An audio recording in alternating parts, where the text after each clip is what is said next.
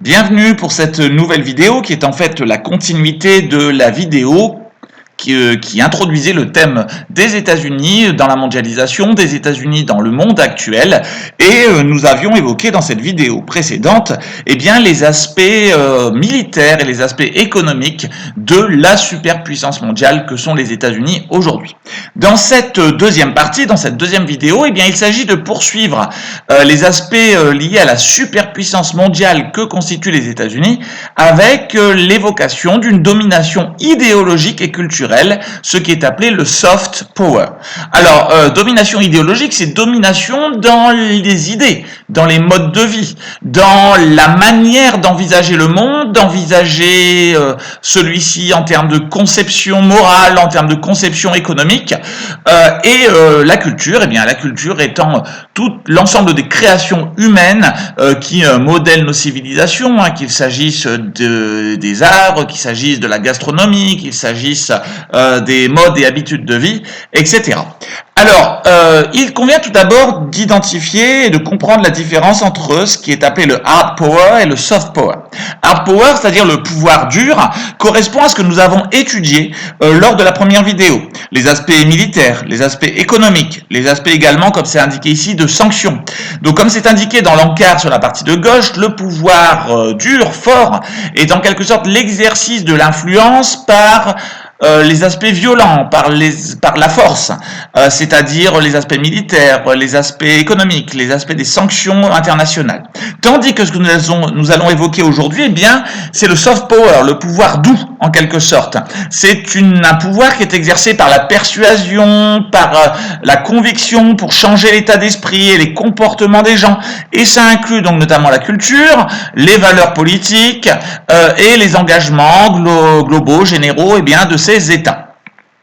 Alors, ce dessin de Andy Singer est particulièrement intéressant pour comprendre le soft power américain. Il s'intitule Invading New Markets, donc l'invasion des nouveaux marchés, à l'assaut des nouveaux marchés. Il date de 2007 et est vraiment représentatif aujourd'hui de cette influence mondiale des États-Unis et à quel point les États-Unis exercent leur impérialisme, leur volonté d'envahir, on va dire, les territoires par la culture. Vous remarquez sur ce dessin qui est vraiment très très bien fait que l'invasion de cette armée est une invasion faite avec Donald, avec Dingo, avec Mickey, à l'aide de bouteilles de coca, depuis des bateaux qui sont de marque Nike et qui sont estampillés avec le drapeau de McDonald's.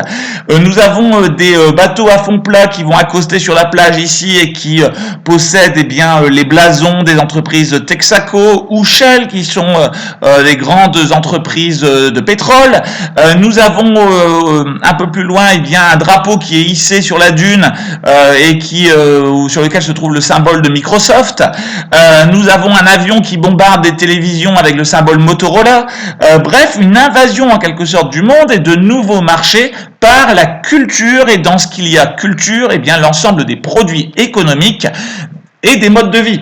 Donc nous allons ainsi retrouver ce qui touche au divertissement avec Microsoft, avec Disney, ce qui touche à la gastronomie avec McDonald's notamment, ce qui touche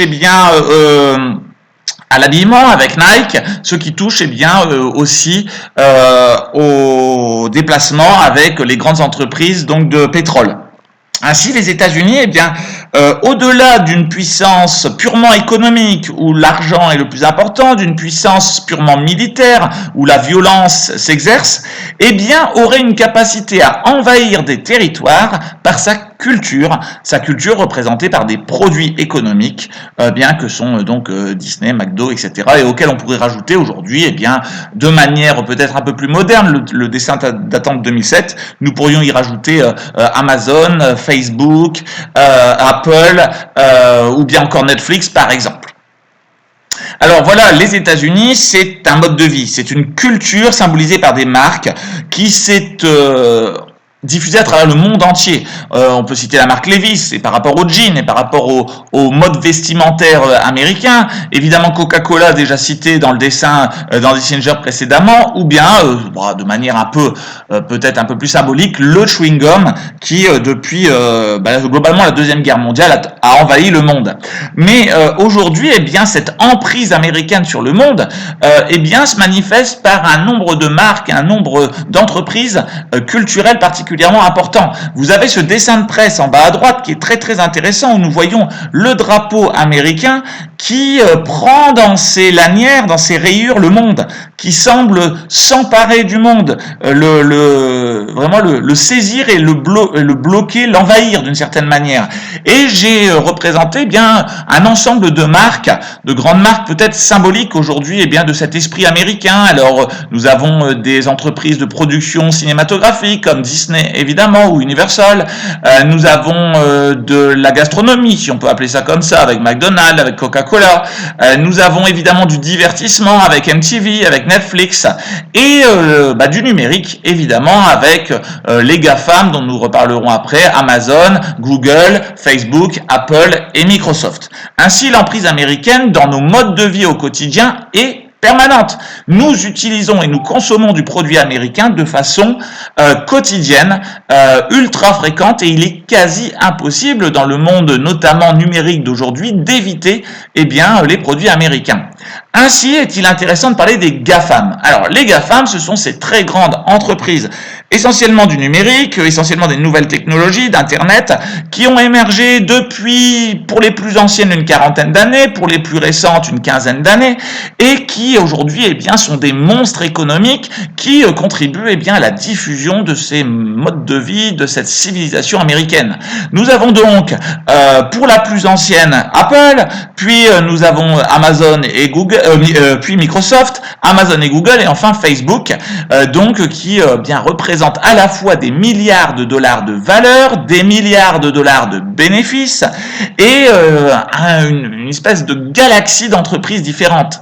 Ainsi, sur le document que vous voyez en bas à droite, le plus grand document de cette diapo, on se rend compte que les bénéfices sont gigantesques. L'entreprise réalisant le plus de bénéfices étant Apple en 2018, 59,5 milliards de dollars. Ensuite, Google et Microsoft au coup d'un coup, de 30 milliards de dollars environ. Facebook, 22,1 et Amazon, 10 milliards. Depuis 2 ans, Amazon a fait des bonds gigantesques. C'est l'entreprise qui a la plus grande croissance. Et comme nous l'avions déjà vu dans la première vidéo, qui s'est hissée au stade de entreprise la plus puissante au monde à vitesse grand V. Ce qui est assez incroyable, c'est que ces entreprises, non seulement elles ont bâti des secteurs, elles se sont bâties dans des secteurs d'activité très importants, très forts, des marqueurs forts, mais elles se sont aussi fait remarquer par soit leur capacité à créer des filiales, soit à acheter d'autres marques importantes. Ainsi, comme vous le voyez, par exemple, Apple possède aussi Siri ou Shazam, ou Beats, la marque de technologie du son. Facebook possède également WhatsApp, Messenger, Instagram, Oculus. Quand on parle de Google, on a aussi YouTube, Android, Chrome, Waze. Et pour Microsoft, on a toute une galaxie d'entreprises, alors avec Xbox, Skype, LinkedIn, MSN, Outlook, Bing, etc., etc. Ainsi, ce sont des entreprises tentaculaires, gigantesques, qui écrasent le monde de leur présence aujourd'hui et qui réalisent des bénéfices extraordinaires. En effet, comme ici cette autre infographie le représente, les GAFAM génèrent des milliards chaque année, des milliards de revenus dans des domaines qui sont un peu plus ciblés ici. Vous voyez les moyens qu'ils leur rapportent. Ainsi, pour Apple, c'est le hardware, c'est les produits de nouvelles technologies, les téléphones portables évidemment, les PC, les montres connectées qui rapportent le plus de revenus à Apple. Amazon, il s'agit évidemment de la vente par Internet. Microsoft, les logiciels, ça a toujours été le fonds de commerce de l'entreprise de Bill Gates, et Google et Facebook, qui font l'essentiel de leurs bénéfices sur la publicité, étant donné qu'ils proposent avant tout des produits qui sont gratuits. C'est la publicité qui leur permet de vivre. Facebook, comme on l'a vu, est une entreprise relativement récente, créée au début des années 2000 par Mark Zuckerberg, comme étant une espèce de réseau social d'université permettant de relier les étudiants et de pouvoir communiquer facilement autour des événements de cette université. Facebook a grandi très rapidement et a un peu inventé le genre du réseau social. Aujourd'hui, Mark Zuckerberg, qui est devenu très rapidement excessivement riche, eh bien continue sa politique on va dire, d'approfondissement autour de ce qui est le réseau social, avec les acquisitions de WhatsApp par la suite, avec également d'Instagram, ce qui a permis à Facebook, qui est clairement un peu en perte de vitesse, le réseau social Facebook en lui-même est devenu un peu un réseau social plutôt pour les populations de plus de 25-30 ans, essentiellement aujourd'hui. C'est pas le réseau social numéro 1 en tout cas chez les plus jeunes, mais de pouvoir aller vers WhatsApp pour la communication directe plus rapide ou vers Instagram qui est pour le coup un réseau social beaucoup plus tourné et apprécié des jeunes, a permis à Facebook de continuer à grandir. Ces réseaux sociaux gagnent de l'argent grâce aux publicités. Aussi, Mark Zuckerberg a essayé récemment de s'implanter dans le domaine de la vente physique, c'est-à-dire de vendre des produits, et cela est notamment passé par l'achat et le développement de l'entreprise Oculus, qui travaille dans le domaine de la réalité virtuelle, très certainement un très grand marché économique et un très grand outil de divertissement et d'éducation dans les années qui viendront. Alors, ces entreprises sont gigantesques et peu à peu surtout ont colonisé notre quotidien. Ainsi, sur cette infographie très intéressante qui est réalisée, qui est certes en anglais, mais qu'on va pouvoir expliquer, on se rend compte qu'une entreprise comme Google aujourd'hui est non seulement au centre complet de nos vies, mais c'est tout de nous. Ainsi, vous pouvez vous rendre compte ici, dans l'hypothèse d'un personnage qui s'appellerait Tom Gara, d'une personne s'appelant Tom Gara, que Google gère ses mails avec Gmail, qui est une des boîtes mail, des services de messagerie les plus utilisés. Google connaît ainsi ses contacts au nombre de 2700. Elle connaît les préférences de YouTube sur YouTube de cet individu et nos préférences à tous. Google connaît les recherches et donc les centres d'intérêt de chacun d'entre nous et symbolisé par les mains du personnage ici, maîtrise également pour ceux qui ne sont pas sur Apple Phone, les préférences et les appels avec Android et Google Play pour les jeux à partir du smartphone. Google maîtrise également nos passwords, qui sont le plus souvent sauvegardés par les services Google, possède souvent nos coordonnées bancaires, qui sont souvent également enregistrées, et par la géolocalisation via Google Maps, ou bien les services en ligne de Google Docs, connaît tout du travail et des déplacements d'un individu. Ainsi, ces entreprises sont parfois aujourd'hui critiquées pour leur emprise et leur connaissance sur chacun d'entre nous. Elles sont au centre de nos vies, et les services qu'ils ont créés leur permettent de tout savoir de nous. Plus besoin d'espionnage dans le monde actuel. Les GAFAM, et ici Google, savent absolument tout de nous et nous leur avons livré nos données, nos coordonnées, nos informations, clés en main en quelque sorte. Et c'est là où nous pouvons comprendre que Google gagne de l'argent grâce aux publicités, car ces données que nous leur donnons de manière tout à fait volontaire, sont ensuite revendues à des entreprises qui vont chercher à nous vendre des produits. Ainsi qu'il s'agisse de Google, de Facebook, d'Amazon, on critique parfois ces GAFAM pour leur connaissance de nous tous ainsi ils peuvent nous vendre les produits du mode de civilisation à l'américaine qui correspondent au capitalisme économique du monde et qui crée un monde de consommation permanente. Alors, au-delà de ces GAFAM, la culture américaine s'est étendue aussi par le biais de sa gastronomie. À nouveau, si l'on peut parler de gastronomie. Car si tout le monde apprécie de temps en temps aller manger dans un fast-food ou bien la tradition gastronomique américaine du burger par exemple, ces modes de consommation liés au fast-food ont totalement envahi le monde. Qu'il s'agisse de la pizza, avec Pizza Hut ou Domino's Pizza. Je rappelle que ce sont les Américains qui consomment le plus de pizza au monde, alors que c'est un produit italien à l'origine. Qu'il s'agisse évidemment des burgers avec Burger Burger King, McDo, Five Guys, etc. Du poulet avec KFC ou bien des sandwichs, les Américains ayant une consommation gigantesque de sandwichs à toute heure de la journée avec Subway. Il est à noter que Subway est aujourd'hui le fast-food le plus présent à travers le monde et ayant le plus de boutiques sur l'ensemble de notre planète. Ainsi, le mode de consommation américain s'est-il ainsi totalement exporté au cours du dernier siècle globalement. McDo est une entreprise relativement récente, créée dans les années 1950 et qui pourtant, aujourd'hui, possède des dizaines de milliers de restaurants à travers le monde. Ainsi, nous pouvons voir ici, c'est très intéressant, les préférences par continent et par grand ensemble de pays en termes de consommation de ces fast-foods. Nous pouvons ainsi voir que l'Europe est principalement dominée par le mode de fast-food type McDo, du hamburger notamment, tandis que le monde dans son ensemble, en tout cas de manière majoritaire, est plutôt dominé par Subway. Subway qui est ainsi dominant en Amérique du Nord, en Amérique centrale et du Sud, dans une grande partie de l'Asie du Sud avec l'Inde, en Russie, en Australie, en Nouvelle-Zélande et dans quelques pays d'Afrique. KFC, lui, domine dans les pays qui ont une forte consommation et une forte habitude de la consommation de volaille et de poulet, donc une grande partie de l'Asie centrale, de l'Océanie également et d'Afrique.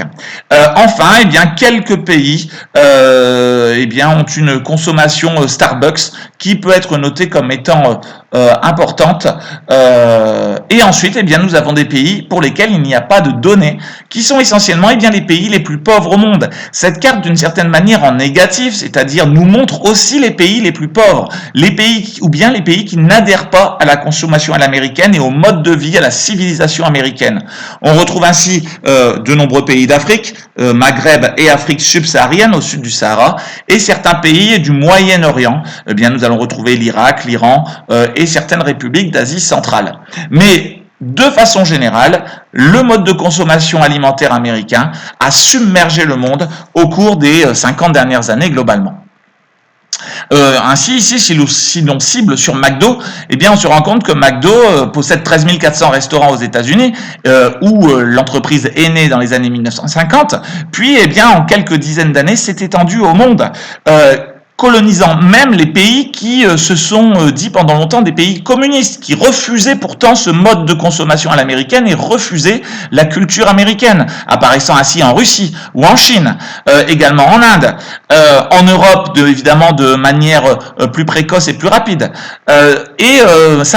continuant à s'implanter au cours des années 2000, notamment en Afrique du Nord, avec l'Algérie ou la Libye par exemple.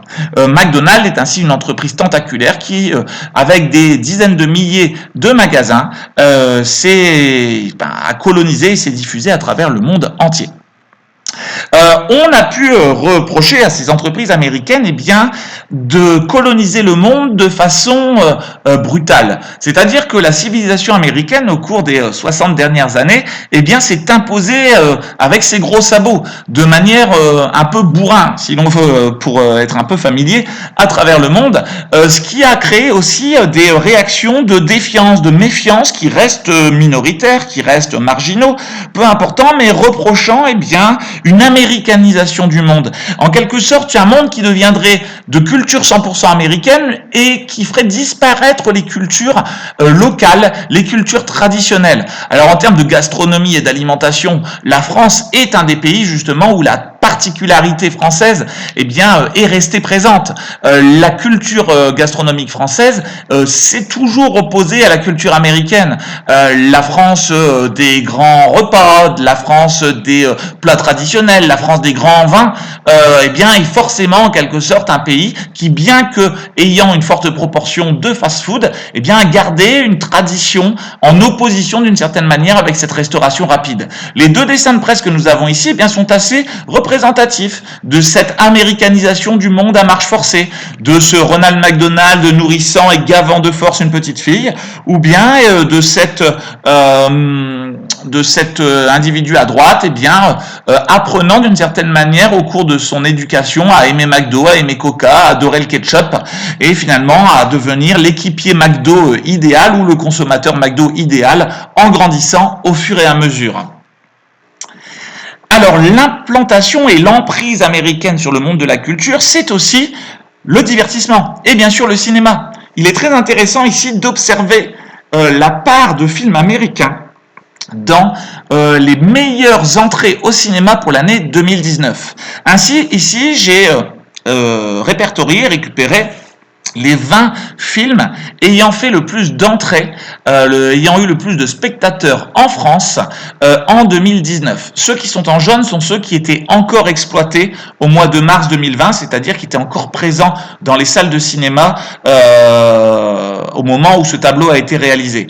Il est assez incroyable de se rendre compte qu'en France, qui pourtant est un pays où la production cinématographique est importante, eh bien 17 films sur 20 parmi les plus grandes entrées au cinéma sont des films américains. L'omniprésence et la domination américaine paraît ainsi totalement évidente et seuls quelques films, bien souvent des comédies, eh bien surnagent en quelque sorte avec par exemple Qu'est-ce qu'on a encore fait au bon Dieu, la suite de Qu'est-ce qu'on a fait au bon Dieu qui est 4e, ou bien Nous finirons ensemble, le film de Guillaume Canet qui est 12e. Mais le raz-de-marée américain est ainsi annuel. Chaque année, nous assistons à cette ultra-domination des films américains, comme peut en témoigner également l'année 2018. Même si cette année-là était plutôt une année de bons résultats pour le cinéma français, puisque 7 films français se classaient dans les 20 films ayant eu le plus d'entrées, avec notamment Les Tuches 3, La Ch'tite Famille, Le Grand Bain, ou bien encore Astérix, le secret de la potion magique, Taxi 5, Tout le monde debout ou à la 2. Mais les films américains étaient encore présents, néanmoins. Et il est aussi assez intéressant de se rendre compte que, eh bien, cette supériorité incroyable des films américains dans les classements, dans les box-office, c'est-à-dire les classements des films ayant fait le plus d'entrées, eh bien, exclut ainsi totalement les films d'autres pays que les États-Unis. Il n'y a pas de film anglais, il n'y a pas de film allemand, de film espagnol, de film italien, indien, japonais, chinois parmi les meilleures entrées. C'est soit américain, soit d'une certaine manière une résistance de certains genres cinématographiques français qui rencontrent un grand public chaque année. Mais la domination américaine, finalement, s'est encore accrue ces dernières années, avec l'explosion totale du format des séries, qui est un format purement américain à l'origine, et également des plateformes de streaming, telles Netflix, telles Amazon Prime, telles Disney+, qui est arrivé récemment, ou bien les supports des différentes chaînes, HBO, OCS, etc. Ainsi, le format de la série a créé un support diffusé mondialement, qui a totalement submergé l'ensemble des pays, faisant parfois passer les films pour un divertissement de seconde zone, avec des séries qui furent des raz-de-marée culturels, tout simplement, des sujets de conversation, des sujets de vente de produits dérivés, etc. Tout le monde connaît, même s'il ne l'a pas vu, Game of Thrones, Walking Dead, Stranger Things, Breaking Bad, ou bien des séries plus récentes comme les Peaky Blinders, Mandalorian, You, etc. Et tout ça finalement était un petit peu parti du format type Les Simpsons, il y a pourtant déjà plus de 20 ans, qui était le format américain, diffusant dans ces séries le mode de vie américain dans la plupart d'entre elles. Dans Stranger Things, bien que ça soit de la science-fiction mêlée un peu de fantastique, ça se passe dans les années 80 dans une banlieue américaine. The Walking Dead, on est sur ce qu'on appelle de la série post-apocalyptique de zombies qui se déroule aux États-Unis. Game of Thrones, c'est différent puisqu'on est dans de la fantasy, on est dans un monde totalement différent, mais avec des valeurs américaines qui submergent l'ensemble. Breaking Bad, le héros n'est ni plus ni moins qu'un professeur de physique américain qui produit de la drogue et qui s'enrichit finalement avec cela. Ainsi, le format de la série, a-t-il totalement submergé le monde, évidemment, il y a Sex Education encore, qui évidemment est là carrément dans les standards américains, ou bien du format plutôt sitcom comme The Big Bang Theory, etc. Donc la série, c'est également d'une certaine manière la submersion du monde par la civilisation culturelle américaine.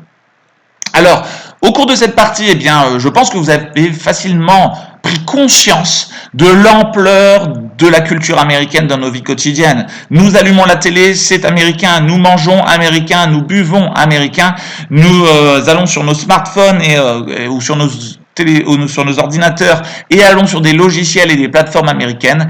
Bref, ce soft power, ce pouvoir doux, parce que rien ne nous oblige en quelque sorte à accepter cette domination. Cela se fait par la persuasion, en nous convainquant que ces produits sont les meilleurs, en nous divertissant. Eh bien, cela contribue fortement à l'hyperdomination américaine sur le monde. Aucun pays au monde n'a cette influence culturelle quotidienne comme celle des États-Unis, même si la France, eh bien, pourtant, a également un soft power qui est très important dans un genre totalement différent et sans doute économiquement moins rémunérateur. Nous nous retrouverons eh bien, très prochainement pour une nouvelle vidéo, toujours sur le thème des États-Unis, des mentalités, de l'utilisation de son territoire dans cette domination économique et culturelle du monde. En tout cas, en attendant, j'espère que cette vidéo vous a plu et à très bientôt pour la suite de cette découverte des États-Unis.